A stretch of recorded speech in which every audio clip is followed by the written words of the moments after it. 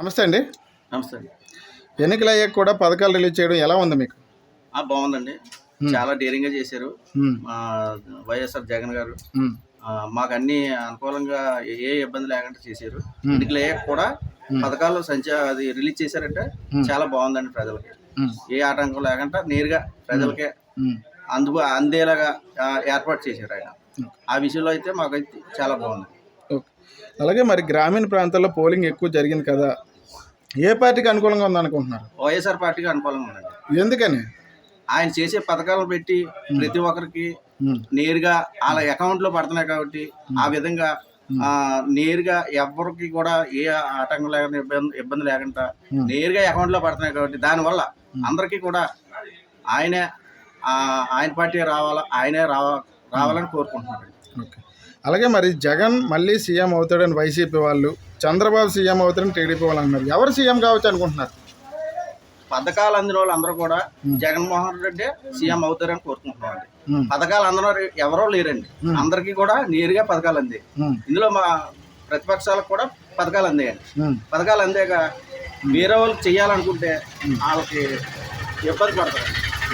ఏ విధంగా ఇబ్బంది అంటే మనం నేరుగా ఆయన చేసే పథకాలు అన్నీ తీసుకొని ఆయనకి మనం అన్యాయం చేయకూడదు. అందుకని ఆయనే రావాలని కోరుకుంటారండి అందరూ. మరి గతంలో జగన్మోహన్ రెడ్డి గారు కులం చూడొద్దు, మతం చూడొద్దు, ప్రాంతం చూడొద్దు అని చెప్పారు. అవన్నీ నిజంగానే అలా చేశారా? నిజంగా చేశారండి.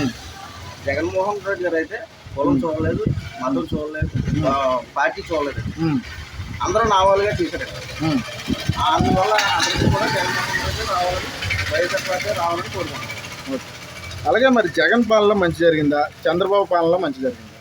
ఇప్పుడు జగన్ పాలన వచ్చాక మేము చంద్రబాబు నాయుడు పాలనలో కొద్దిగా మాకు తెలియని వయసు కొద్దిగా ఉండేది.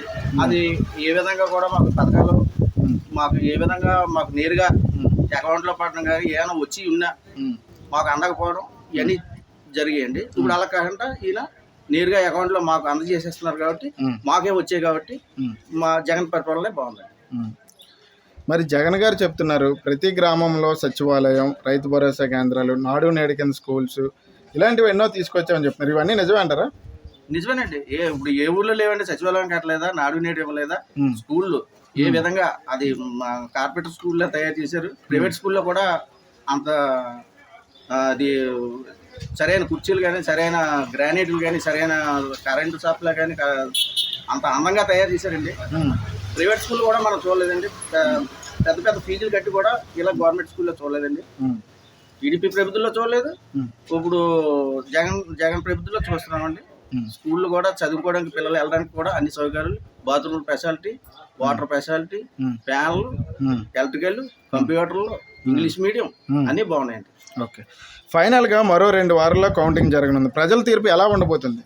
ప్రజల తీర్పు జగన్మోహన్ రెడ్డి రావాలని కోరుకుంటున్నారండి. కంపల్సరీ జగన్మోహన్ రెడ్డి గారు వస్తారండి. ఓకే, థ్యాంక్ యూ అండి.